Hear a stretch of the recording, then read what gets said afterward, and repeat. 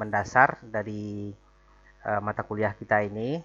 Saya sampaikan informasi awal kepada saudara bahwa mata kuliah rekayasa perangkat lunak atau kalau biasanya di luar atau secara umum orang menyebutnya itu adalah sebagai software engineering. Nanti kalau saudara misalnya ada di lapangan, di perusahaan misalnya entah di mana gitu berhubungan dengan orang luar, mereka nggak ngerti itu apa rekayasa perangkat lunak.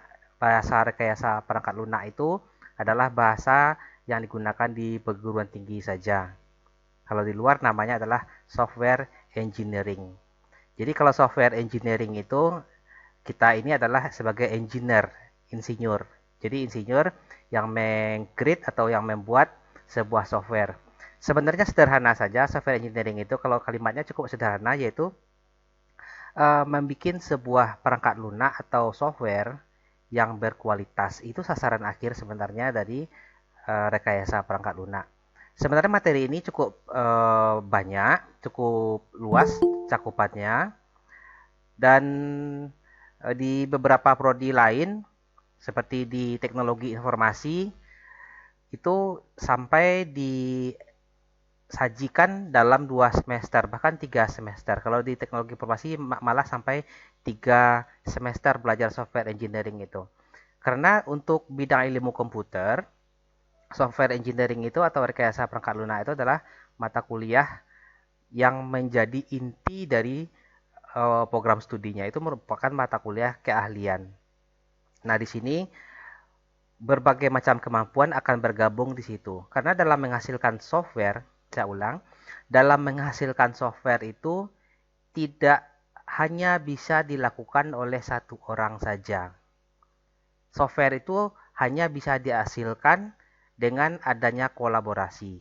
Ada yang jago mengembangkan database, ada yang jago scripting database-nya, ada yang jago jaringannya, ada yang jago di dalam security jaringan, security datanya, ada yang jago multimedianya, ada lagi misalnya yang jago di dalam analisis, ada yang jago mendesain. Nah, semuanya itu nanti berkolaborasi, saling bekerja sama, sehingga nanti menghasilkan sebuah produk.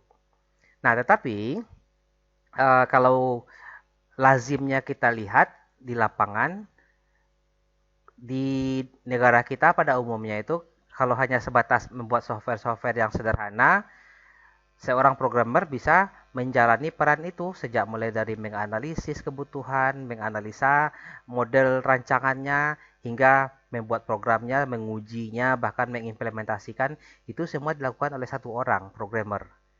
Nah, idealnya adalah tugas-tugas itu dibagi. Jadi kalau misalnya kita lihat ke skop yang lebih luas, seperti misalnya di perusahaan-perusahaan yang skala besar, itu tugasnya jelas. Nah, misalnya kalau dia sebagai seorang analis, dia hanya berurusan dengan perangkat-perangkat analisis saja, nggak akan pernah kutak-atik program. Nah, jadi nanti bagi saudara-saudara nanti tentukanlah nanti saudara mau konsentrasinya di bagian mananya. Apakah saudara mau ahli di database-nya, apakah mau ahli di desainnya, apakah mau ahli di bidang misalnya merancang anggaran biaya. Kan kita buat proyek software itu ada anggarannya tuh gaji programmer sekian, gaji analis sekian, kemudian gaji programmernya per jam sekian. Itu sudah ada rinciannya semua. Nah, jadi kalau software itu dikelola secara profesional, maka perlu ada perencanaan terhadap software tersebut. Nah, secara umum juga begini. Kalau kita membuat software, ada langkah namanya itu kita menentukan kebutuhan dari software tersebut. Nah, kebutuhan tersebut misalnya saya contohkan sebuah program. Anggaplah pada sebuah toko. Kalau sekedar membuat program sebuah toko saja, inputkan data barang, inputkan data penjualan, cetak penjualan, itu sebenarnya mudah untuk dilakukan. Tetapi setelah program itu berjalan, kebutuhannya mulai banyak bermunculan. Apakah ada diskonnya, apakah ada barang yang di reject, kalau uangnya misalnya pengembaliannya salah, gimana tindakannya. Nah, semuanya itu merupakan tugas dari analis untuk mengidentifikasi. Sehingga kalau nggak bagus atau nggak maksimal kita pada saat proses analisis tersebut, maka pada saat software itu beroperasi atau digunakan, akan muncullah keluhan-keluhan dari para penggunanya. Ini softwarenya kurang berkualitas. Sejelek-jeleknya kondisi yang terjadi adalah kalau software itu sudah beroperasi, software itu bisa saja ditinggalkannya. Artinya bukannya semakin cepat dia bekerja, malah semakin lambat. Akhirnya softwarenya ditinggalkan. Jadi seperti itulah yang terjadi. Nah, saudara, di dalam mata kuliah rekayasa perangkat lunak ini atau software engineering ini, kita mau mempelajari dan mengupas segala hal yang berkaitan dengan proses atau aktivitas untuk menghasilkan software yang berkualitas. Jadi nanti saudara akan saya minta secara berkelompok, jadi nggak ada tugas sendiri-sendiri, nggak ada, secara berkelompok untuk melakukan sesuatu, sehingga tugasnya nanti dibagi-bagi. Misalnya ada yang membuat database-nya. Nah, harapan saya nanti kalau bisa maksimal, setidak-tidaknya produknya bisa dijual. Misalnya softwarenya membuat kalkulator sederhana misalnya, atau untuk menghitung simulasi kredit. Nanti softwarenya ditaruh di Play Store, di-download orang, pas orang downloadnya bayar gitu, seperti itu. Jadi harapannya seperti itu. Kalau sanggup menjawab tantangan saya seperti ini, kerjakan seperti itu dan dapat hasilnya dan diupload ke sana, saya kira nggak perlu ikut ujian akhir semester, langsung saja saudara dapat dihargai dengan nilai yang sangat layak untuk karya saudara tersebut. Jadi di awal-awal saya sampaikan tantangan itu, kalau saudara sanggup seperti itu akan sangat bagus. Artinya saudara telah curi start duluan untuk menghasilkan sesuatu. Nah, nanti sekarang saudara sudah semester 5, nggak terasa kita dulu ketemu semester 1, sekarang saudara semuanya sudah di semester 5. Ini jalannya boleh dikatakan sudah lebih dari separuh.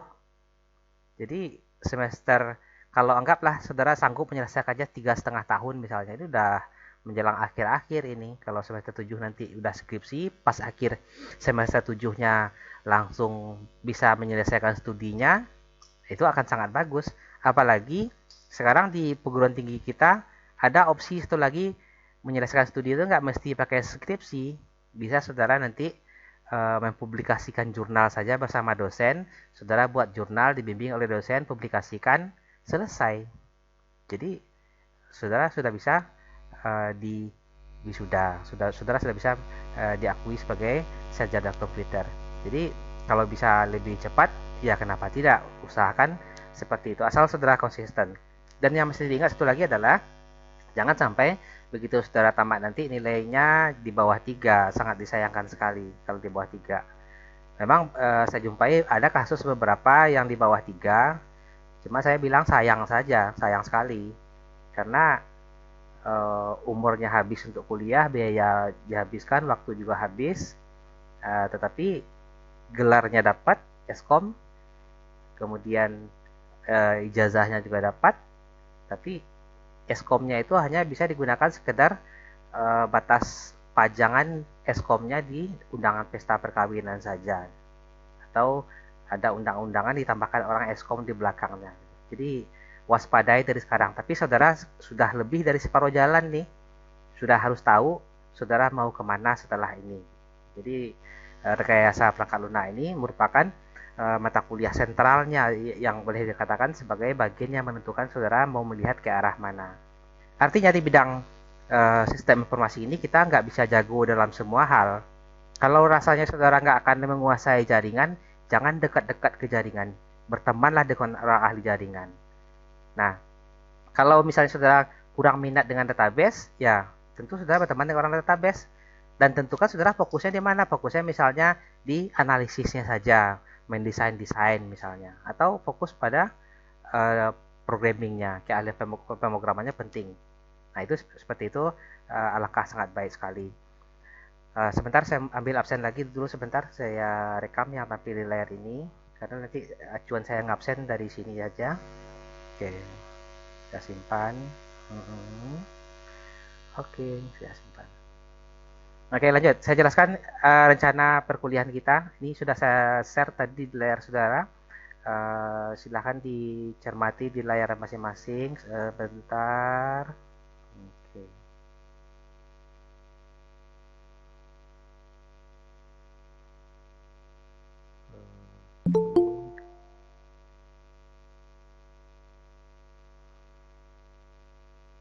Nah, oke. Nah, ini sudah nampak di layar saudara masing-masing.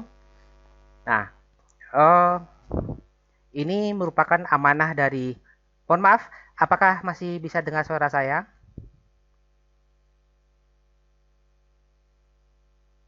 Masih bisa dengar suara saya? Masih, Kak. Oke, siap, siap. Oke, lanjut. Kita lanjutkan ya. Oke, lanjut. Agak Jadi, putus-putus, Pak. agak putus-putus. Kalau yang putus-putus, harap bersabar. Ya, mudah-mudahan nanti saya juga Putus, bisa Pak. ngupload di, apa namanya, saya upload nanti di, Pergi agak tinggi, biar ada jaringan. ya, nanti saya upload di YouTube saya nanti. Oke, ini ada Rizky bergabung. Oke. Nah, tampilan saya sudah Channel tampil di YouTube-nya sana apa, ya. Pak? Nanti nama saya sendiri. Nanti saya upload aja di Share sana ya. screen-nya belum ada, Pak. Belum share ya. Oke. Belum, Pak. Belum. Present now a window.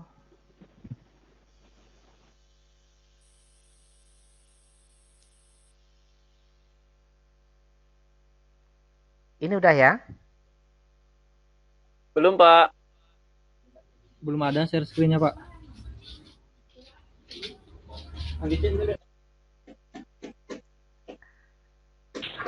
Sudah, Pak. Udah ya? Sudah, Pak. Oke, sudah. Oke. Kita lihat di sini. Untuk kelas malam, mata kuliah rekayasa perangkat lunak ini 3 SKS. Jumlah pertemuan kita nantinya rencananya adalah 15 kali. Nah, kemudian rencana pertemuannya itu pertemuan 1 sampai dengan 15. Yang perlu diingat adalah pertemuan ke-9 kita wajib melaksanakan ujian tengah semester. Nah, di pertemuan keempat nanti ada kuis. Dan di pertemuan ke-12 juga ada kuis. Di pertemuan ke-16 baru nanti ujian akhir semester. Itu rencana pertemuannya itu. Ini sifatnya dapat dinegosiasikan, kecuali ujian mid. Nah, kalau kuis, Pak, gimana kalau kuisnya pertemuan kelima saja? Atau pertemuan kuis yang 12 ini ubah ke 13 misalnya. Bagi saya oke-oke saja, tinggal berubah di sini, kita sepakati. Dan apa yang sudah kita sepakati itu akan dilaksanakan. Nah, di sini mid testnya pertemuan ke-9. Tetapi rencana saya karena mata kuliahnya ini boleh katakan cakupan materinya cukup luas dan boleh dikatakan kalau sulit nggak sulit, tapi materinya itu dikategorikan materi yang berat, bukan sulit. Tapi karena banyaknya itu saya sebut berat karena hal yang mesti dicakup itu cukup banyak. Buku pegangannya cukup banyak, acuannya juga cukup banyak, referensinya juga cukup banyak. Jadi boleh saya katakan ini materi nggak sulit tetapi berat. Beratnya itu karena volumenya itu besar. Nah, rencana saya pas mid ini nanti kita nggak ujian berupa ujian-ujian tertulis, barangkali dalam bentuk penugasan saja. Tugas kelompok saya berikan dan nanti di pertemuan ke-16 juga dilaksanakan UAS. UASnya itu juga nanti berupa tugas kelompok lagi. Karena seperti yang saya katakan tadi, rekayasa perangkat lunak ini butuh suatu pekerjaan yang berkolaborasi, kerjaan bersama-sama, gotong royong, nggak bisa kerja sendiri-sendiri.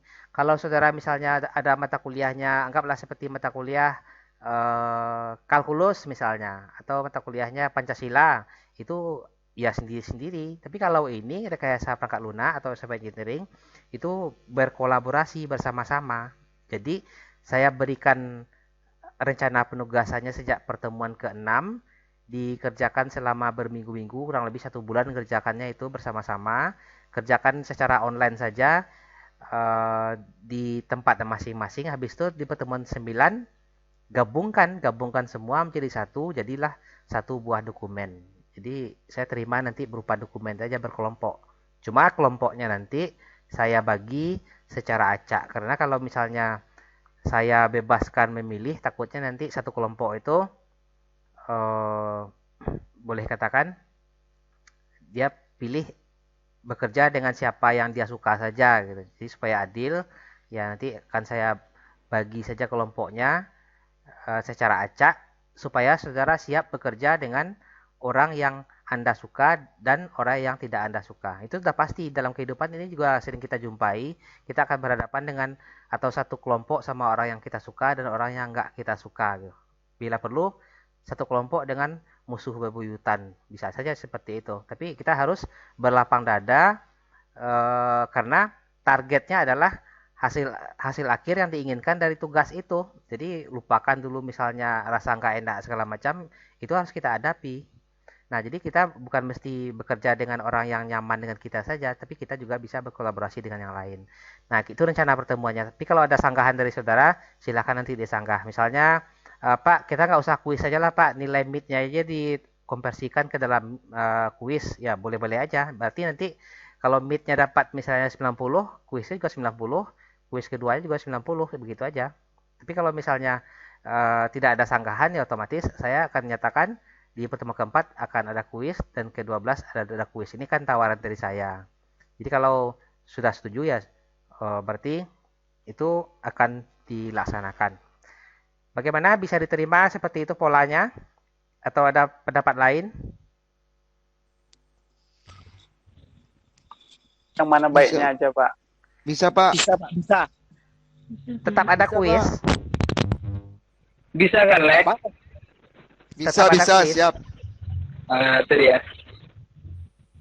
Ya, kan saya tadi tawarkan kalau misalnya saudara nggak mengharapkan ada kuis, berarti nilai meet-nya dibagi ke sana saja, dibagi misalnya meet-nya 90, otomatis kuisnya juga 90, yang keduanya kuisnya juga 90.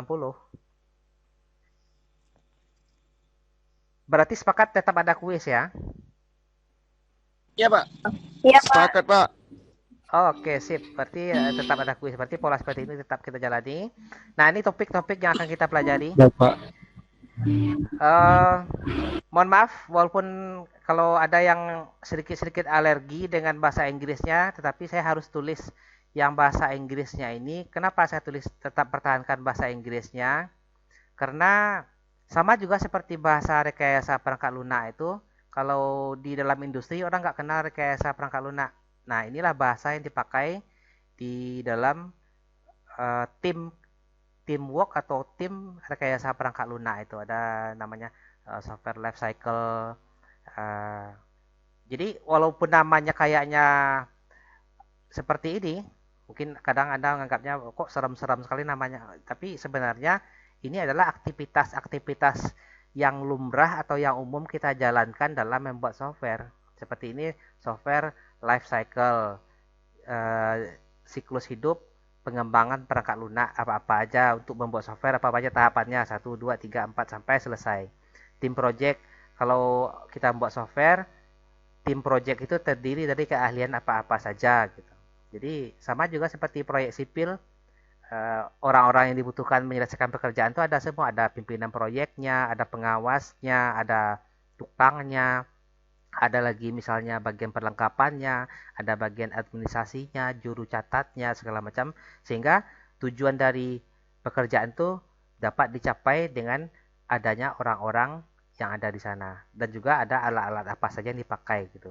Kalau kayak misalnya kita bangun rumah, kan ada alat-alat yang dibutuhkan, ada cangkul segala macam yang dibutuhkan, dan dipastikan kalau bangun rumah nggak butuh solder. Jadi kira-kira harus jelas apa alat-alat yang dibutuhkan, siapa orang-orang yang akan dipekerjakan. Nah, ini materi yang akan kita pelajari.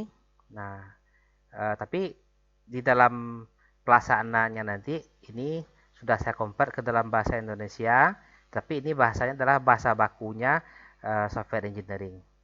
Nah, kenapa demikian itu? Mata kuliah ini baru sebatas mengenalkan. Jadi kalau mengenalkan itu seperti ibarat sebelumnya saudara antara kenal dengan tidak, sekarang dikenalkan betul. Apa yang dikenalkan? Yang dikenalkan itu baru konsep-konsep dasarnya saja. Tentu Anda mulai bertanya, Pak, kalau saya di kuliah baru mengenal konsep-konsep dasar, kapan saya ahlinya? Nah, saya bikin ilustrasi. Seorang mahasiswa hukum, misalnya nih, seorang mahasiswa hukum, begitu tamat dia SH itu, dia belum bisa jadi pengacara, belum bisa buka praktek. Akan ada proses yang harus dilaluinya. Gimana proses yang dilaluinya? Dia harus bergabung sama lawyer atau pengacara yang berpengalaman, ikut-ikut dulu, ikut-ikut mendampingi lawyer, menghadiri sidang segala macam. Diasahlah pengalamannya dari sana, ikut tim dari lawyer tersebut, akhirnya dia juga bisa melakukan secara mandiri. Demikian juga kita yang juga targetnya adalah sebagai sistem analis. Setidaknya untuk membuat software sederhana udah mampu. Tetapi untuk mengasahnya itu tentu kita nanti ke depannya Anda harus memiliki boleh katakan mentor-mentor. Mentor-mentor itu atau orang-orang yang Anda jadikan panutan. Baik orang itu kenal dengan Anda maupun tidak. Jadi kalau misalnya nggak ada mentor langsung, carilah mentor tidak langsung. Misalnya mentornya melalui YouTube. Ada orang-orang ahli software engineering di YouTube. Anda belajar melalui dia gimana cara dia bekerja, bagaimana cara dia menganalisis, mendesain dan segala macamnya itu. Ya berarti ahlinya itu melalui jalur seperti itu. Jadi begitu selesai mata kuliah ini, Anda nggak serta-merta langsung ahli menjadi seorang analis sistem, tidak. Tetapi pola kerjanya sudah dapat. Langkah-langkahnya sudah tahu, apa yang mesti dikerjakan sudah tahu, kebutuhannya apa sudah tahu. Gimana supaya bisa maksimal? Harus diasah melalui sebuah aktivitas dan ditambah dengan menghadapi berbagai macam-macam kasus. Seperti itu. Dan berdasarkan pengalaman-pengalaman saya yang terlibat di dalam berbagai macam konsultan IT, project-project, karena di beberapa project itu saya terlibat sebagai team leader ada, sebagai tenaga ahli saja ada, sebagai programmer juga pernah, kemudian sebagai analis saja juga pernah, atau malah sebagai yang dipercayakan untuk memeriksa proposalnya, kesiapan proposalnya, apakah proposalnya layak atau tidak, pernah semua gitu. Nah, tetapi saya tidak langsung melakukan pekerjaan itu, tapi ada yang lebih senior dari saya, kemudian dia bekerja, saya amati, saya ikut belajar dengan dia, terasah sedemikian rupa, akhirnya lambat laun saya mulai terbiasa dengan aktivitas seperti itu. Nah, sehingga sekarang kalau misalnya, contoh misalnya kalau ada anggaran project misalnya di lingkungan pemerintahan, dia bilang, Pak mau bikin aplikasi GIS. Aplikasi GIS itu kemampuannya begini katanya, anggarannya sekian, kira-kira masuk akal nggak? Dari situ dengan tempaan pengalaman yang beragam tersebut langsung bisa diperkirakan, oh ini anggarannya sedang, ini anggarannya nggak masuk akal, ini anggarannya terlalu mahal misalnya. Itu akan langsung dapat insting kita berbicara tentang kelayakan sesuatu. Nah, seperti itu. Saudara juga begitu nantinya. Jadi saudara setelah ini ditambah dengan adanya dukungan dari mata kuliah yang lain seperti database, misalnya security, jaringan, kemudian ditambah lagi juga dengan analisa sistem, ditambah lagi dengan manajemen project, nanti juga akan belajar saya rasa. Nah, itu nanti akan menghasilkan sebuah hasil yang maksimal. Minimal nih, mata kuliah software engineering ini atau rekayasa perangkat lunak ini akan terlihat dampaknya atau pengaruhnya pada saat saudara membuat skripsi. Nah, jadi tolong saudara agak serius belajar rekayasa perangkat lunaknya karena pada waktu mahasiswanya sidang kompre, pandangan dosen penguji ke dosen yang pernah mengasuh itu sangat nggak enak kalau misalnya ditanya tentang rekayasa perangkat lunak nggak dapat gitu. Dosen penguji akan nanya, dulu kuliah rekayasa perangkat lunak sama siapa? Katanya, saya duduk di sana tuh. Nah, pelan-pelan dosen tuh nengok ke arah saya gitu. Nah, saya langsung merasa tuh.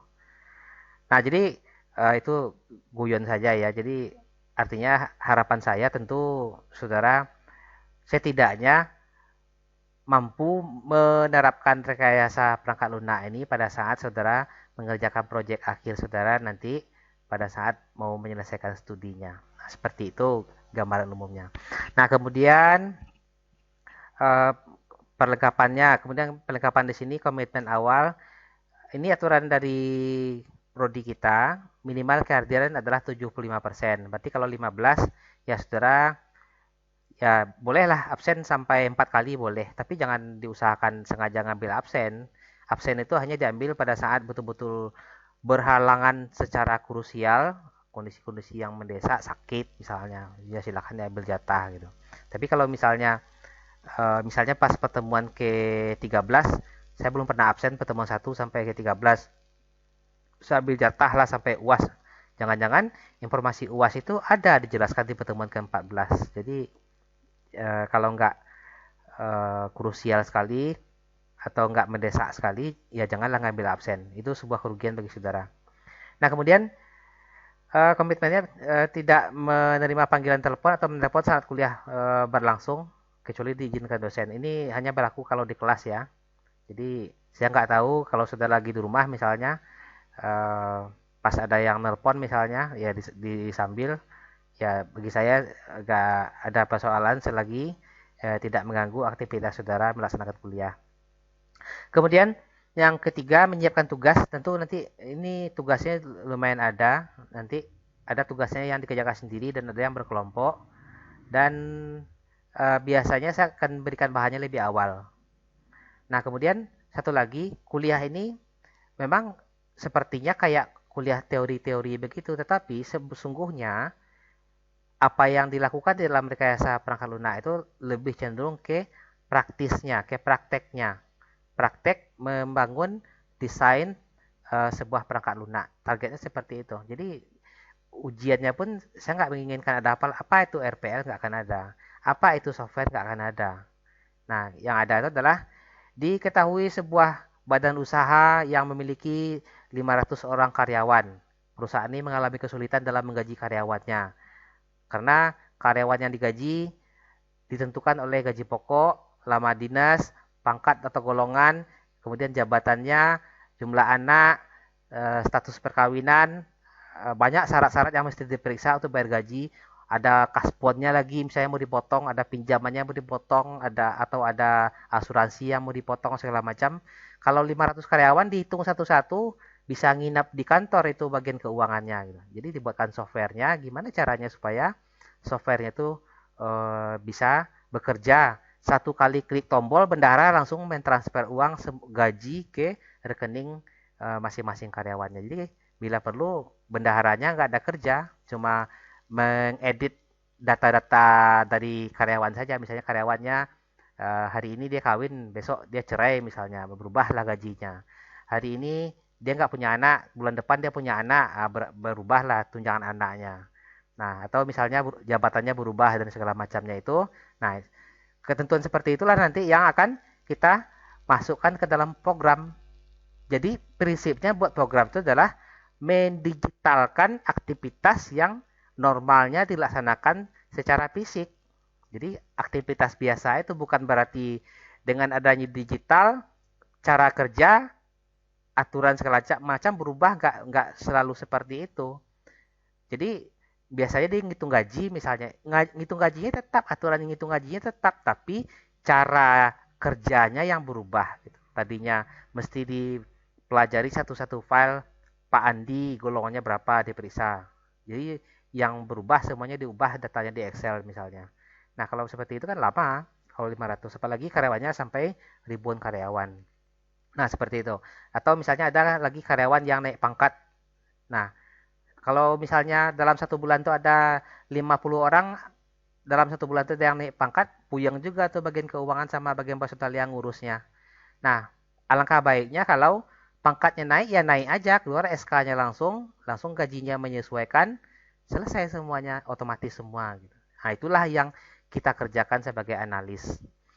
Nah, kemudian yang keempat, bersikap dan berpakaian sopan. Ya, ini juga berlaku kalau misalnya di sekolah. Kalau di rumah, mana tahu mendadak saya nanti misalnya meminta supaya videonya dinyalakan. Ya, gunakanlah pakaian yang sopan gitu. Mana tahu saya suruh berdiri mendadak, rupanya pakai celana Hawaii misalnya. Jadi silakan pakai pakaian yang layaknya Anda pakai keluar seperti biasa, kayak celana panjang atau rok yang wanita, ya pakaian yang sopan. Karena pernah kemarin ada mahasiswa yang sidang kompre, ya di atasnya rapi pakai jas segala macam, saya suruh berdiri, mendadak saya suruh berdiri, rupanya di bawahnya pakai celana Hawaii gitu. Jadi karena saya agak ragu karena melihat dia tuh bergerak-gerak selalu, tangannya bergerak, oh berarti ini kayaknya nggak pakai celana panjang kayaknya ini, saya suruh berdiri. Dalam hitungan 3 tolong berdiri, dia nggak bisa nolak, dia langsung berdiri, langsung kelihatan celana Hawaii-nya gitu. Atau ada juga pernah kejadian pakai sarung gitu. Nah, jadi pakai pakaian yang sopan.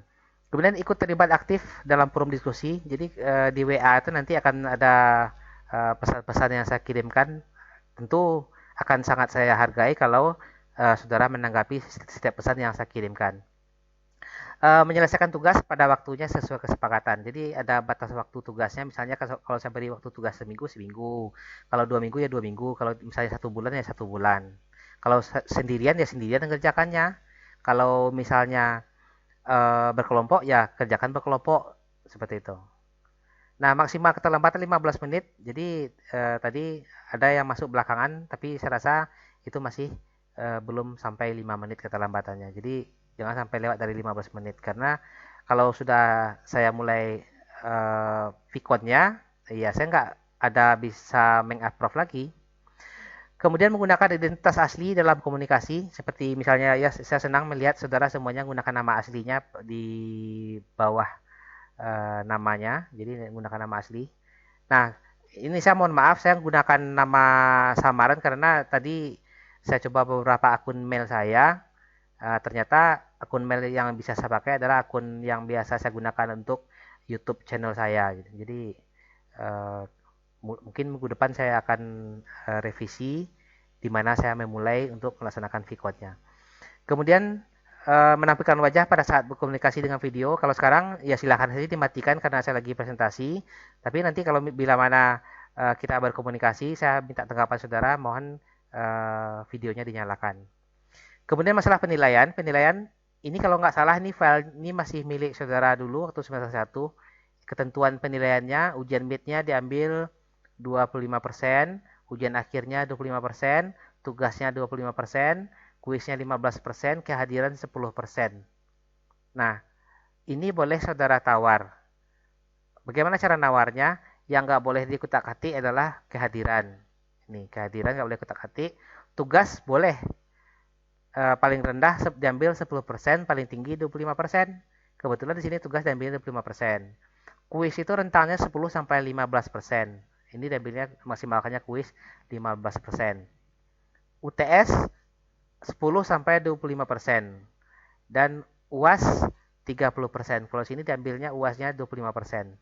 Jadi terserah kalau saudara setuju dengan hitungan-hitungan seperti ini, ya silahkan saja.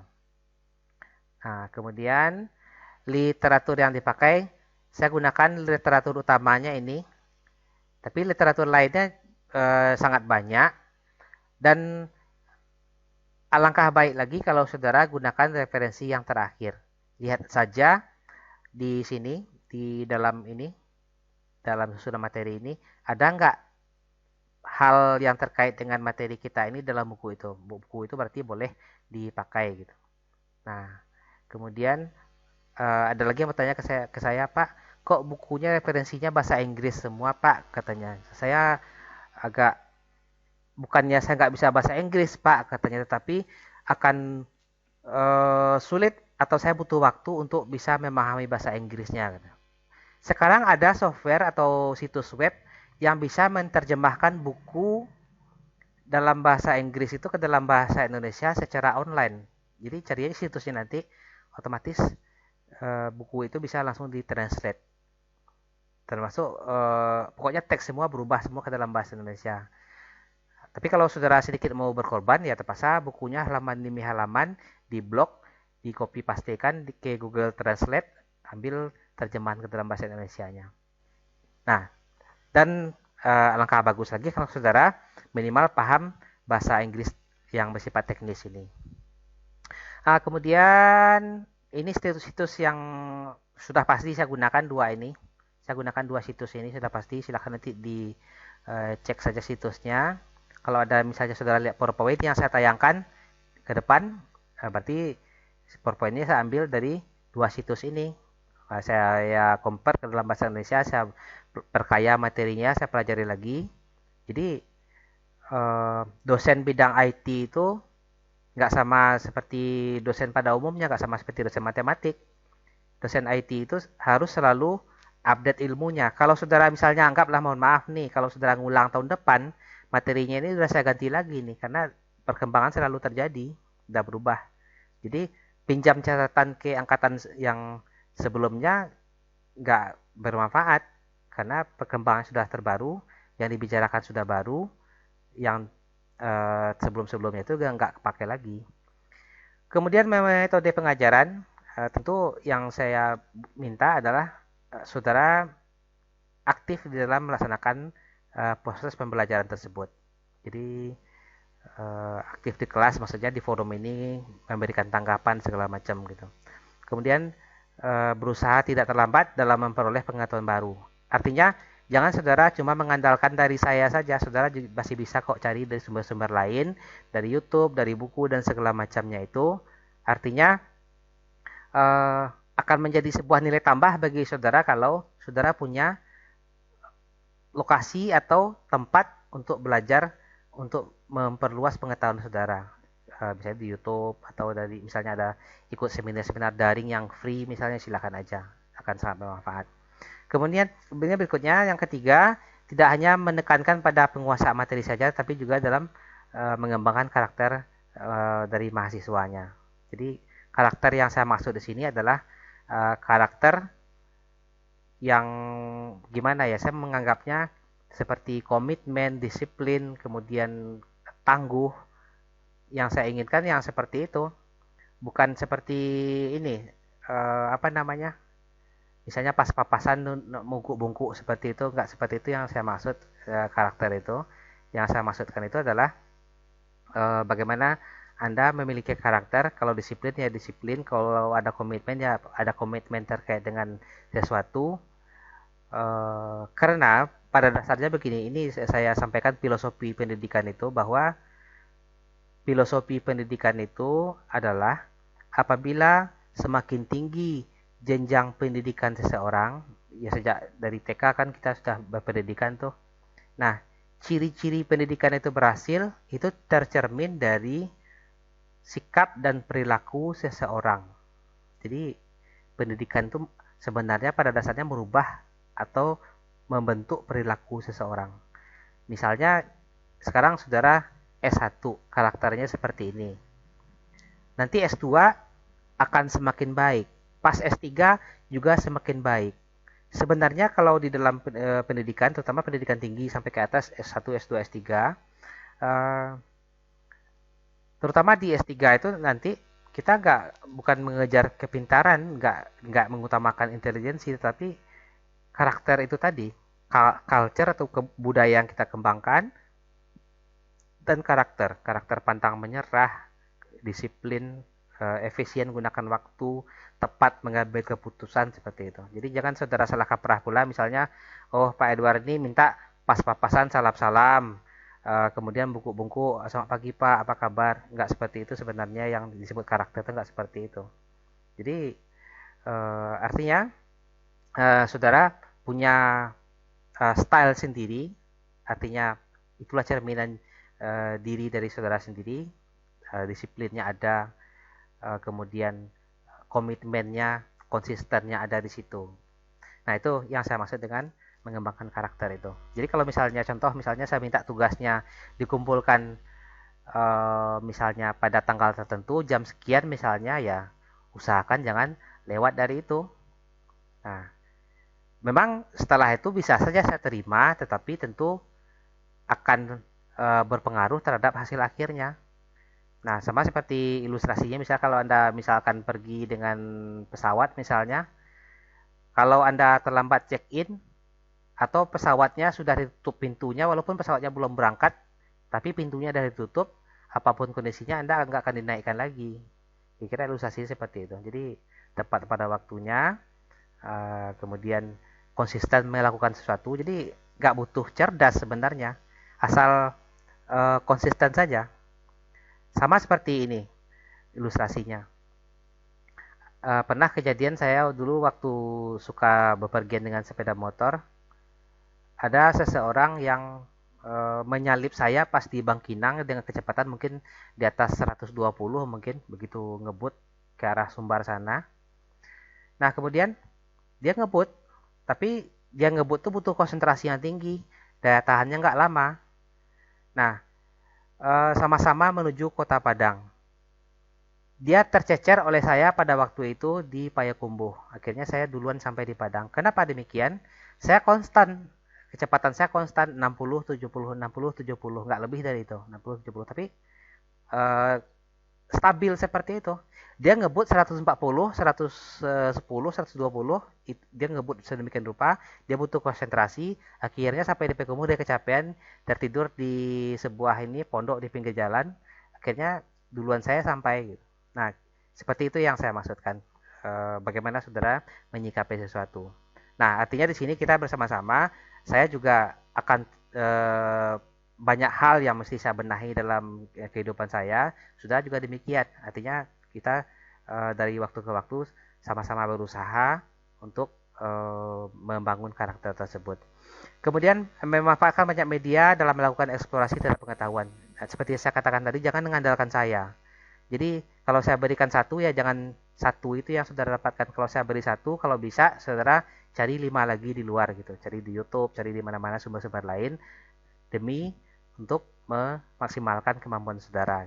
Jadi tanya dosen lain misalnya, kemudian cari sumber-sumber lain, karena nanti dengan demikian akan membuat saudara lebih cepat berkembang.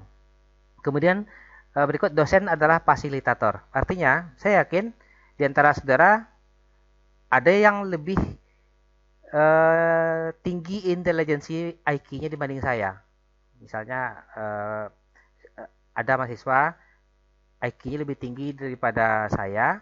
Barangkali mungkin saya lebih dulu mengecap pendidikan tinggi saja dan terlanjur duluan jadi dosen saja. Nah, jadi peran dosen itu sebenarnya adalah sebagai fasilitator saja, sebagai penunjuk jalan, karena saya tahu duluan dan saudara akan saya beritahu. Tentu saudara begitu saya beritahu akan lebih baik lagi tidak mengikuti hanya sebatas apa yang saya tunjukkan itu. Jadi saudara cari pengembangannya, cari peluasan dari materi-materi itu sehingga saudara lebih bisa maksimal. Dan harapan saya nanti kalau misalnya tamat nanti, saudara tidak hanya berpikiran langsung selesai di S1 ini aja, mungkin saudara mempertimbangkan untuk lanjut ke jenjang yang lebih tinggi, S2, S3 misalnya, atau berkarir di bidang yang relevan dengan keilmuan saudara.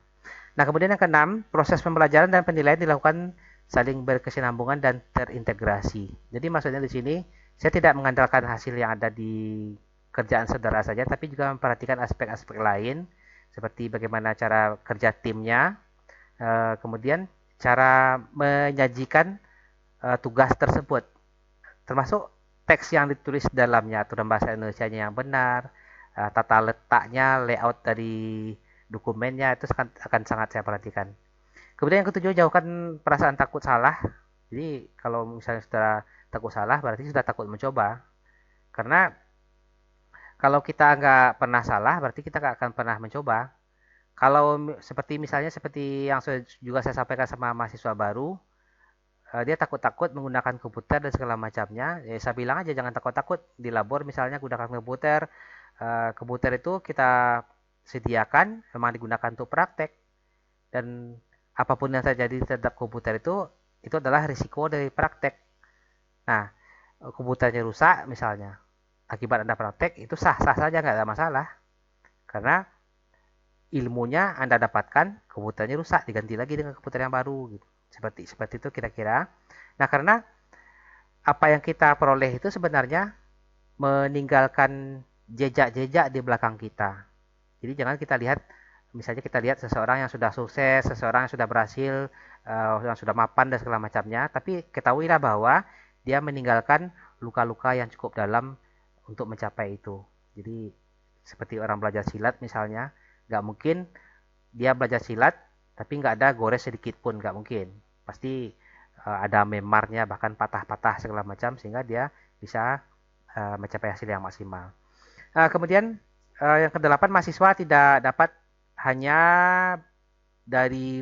maksudnya di sini belajar dari perkuliahan saja, tapi dapat menggunakan berbagai bahan pembelajaran yang lain, metode interdisipliner, pendekatan pada problem based learning dan skill kompetensi. Jadi saudara, di dalam konsep kampus merdeka sekarang,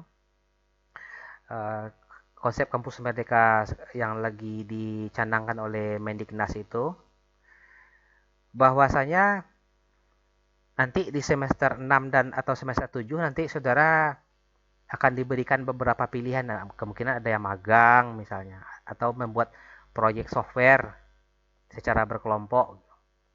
Kalau kelas malam biasanya karena bekerja, mungkin prodi memikirkan pola lain gimana caranya mahasiswa ini tetap bekerja, tetapi dia mampu mencapai sesuatu yang kualitasnya setara dengan magang tersebut. Jadi prodi selalu memikirkan hal seperti itu, gimana caranya supaya kemampuan mahasiswa itu bisa dimaksimalkan. Kalau misalnya dia kelas siang, kemungkinan ada diarahkan ke sebuah perusahaan untuk membangun sebuah software secara berkelompok dengan timnya.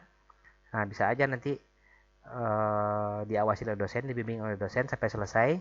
Tujuannya itu adalah untuk mengasah kemampuan mahasiswa, mulai dari lobby, misalnya melobi bagaimana supaya proposalnya tembus untuk diterima, kemudian magang di situ, buat program di situ, uji di situ, implementasikan di situ, dan syukur-syukur kalau di rekrut secara langsung oleh perusahaan tersebut, syukur-syukur seperti itu, harapannya seperti itu. Jadi kampus merdeka itu, saudara nanti akan belajar, bisa aja SI, belajarnya nanti ada beberapa mata kuliah di prodi teknologi informasi atau di TI. Dan bisa aja nanti saudara akan ada kuliah di kampus lain gitu. Tapi saya agak ragu juga kalau kelas malam karena bekerja itu di mana kira-kira nanti kampus yang ada kuliah yang malam itu gitu. Artinya kita tentu tidak mau menempatkan mahasiswa kita di kampus lain yang juga kuliah malam, yang tentu saja kita nggak mau kualitasnya di bawah kita gitu. Kalau ada tentu maunya kita kalau nggak setara ya, kalau nggak lebih baik itu setara dengan kita. Kalau misalnya pas masuk ke kampus lain rupanya kualitasnya di bawah kita, ya saudara jadi ini kendor di sana, nyantai di sana gitu. Nah, seperti itu.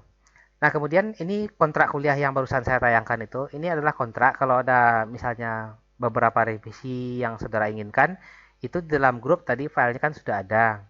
Nah, filenya yang sudah ada tadi silahkan didiskusikan di grup terpisah bersama teman-teman semua dan sampaikan ke saya hasil kesepakatannya. Kalau sudah setuju, nanti saya akan kirimkan formulir yang saya minta untuk ditandatangani secara online saja.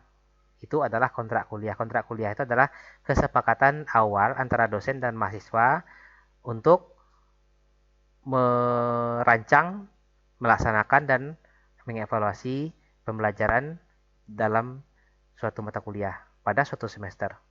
Isinya seperti itu. Nah, harapan tentu saja apa yang ada di silabus yang sudah saya tayangkan tadi bisa kita laksanakan dan bisa kita jalankan secara baik. Oke, saya rasa sebagai pengantar itu saja barangkali saudara-saudara. Mungkin di sesi berikutnya saya sudah masuk ke dalam materi utamanya. Jadi begitu saya masuk ke dalam materi utama itu, tentu saya usahakan minggu depan saya langsung berada di kampus saja untuk mendapatkan koneksi yang maksimal agar bisa menjangkau saudara-saudara semuanya. Kalau sekarang saya agak ketar-ketir juga nih, karena beberapa kali tadi saya coba terputus-putus. Mudah-mudahan dari saya berbicara dari awal tadi tidak ada yang terputus. Nah, saudara-saudara, Setelah ditandatangani kontrak itu nanti silakan nanti dikirimkan kembali kepada saya supaya saya bisa menyampaikannya ke prodi. Nah, kemudian nanti siapa yang hadir di perkuliahan itu saya akan cek absennya, dan kebetulan di sini saya lihat yang ada itu baru jumlahnya 13 orang. Karena setahu saya waktu kita ketemu di semester 1 dulu jumlahnya lumayan banyak. Mungkin saya rasa teman-teman yang lainnya belum pada mengisi KRS. Jadi nanti saya minta tolong. Banyak yang gugur, Pak. Gugur maksudnya terdegradasi. Iya, Pak, ada yang keluar. Oh, gitu ya. Oke. Makanya berkurang, Pak. Jadi sekarang memang fix jumlahnya 13 itu. Belum tahu juga sih Pak. Ada yang di kampung nggak ada jaringan Pak? Ya kalau misalnya dia di kampung, tentu salah satu solusinya agar dia bisa tetap mengikuti materi, tentu kasih tahu ke yang bersangkutan untuk melihat atau memantau di channel YouTube nanti yang saya upload itu. Tugas si Aldo sebagai ketua kelas, Pak. Ketua kelas siapa? Aldo, Pak. Aldo ada Rivaldo ya? Iya, Rivaldo, Pak. Oh, Rivaldo. Oh ya, untuk absen hari ini tolong nanti Rivaldo dicatat aja nama-nama yang hadir di dalam grup WA, ditulis 1 2 3 sampai seterusnya. Baru masuk jadi ketua. Iya, nggak apa-apa. Nggak apa-apa. Jadi gitu aja. Ya, kami setuju dia, Pak. Kami setuju Daniel, Pak. Siap. Oke, nanti siapa aja lah nanti tolong dituliskan daftar nama-nama yang hadir pada hari ini. Tadi ada beberapa yang saya lihat yang sudah saya capture foto-fotonya tadi. Beberapa orang awalnya terkoneksi, habis itu mungkin nggak ada gangguan komunikasi, akhirnya hilang lagi. Jadi ya kita bisa maklumi kondisinya. Saya rasa untuk hari ini cukup kali ya. Siapa? Oke, jadi nanti tolong ketua kelas dicatat saja nama-nama yang hadir pada hari ini. Dan terakhir saya ucapkan terima kasih banyak atas kehadiran saudara-saudara menghadiri sesi saya pada hari ini. Ya, saya akhiri saja dan kita sama-sama mengakhiri sesi ini dan saya langsung stop share dari layar saya sekarang. Terima kasih semuanya. Ya, Pak. Ya, Pak. Sama-sama. Sarang ayo, sarang ayo.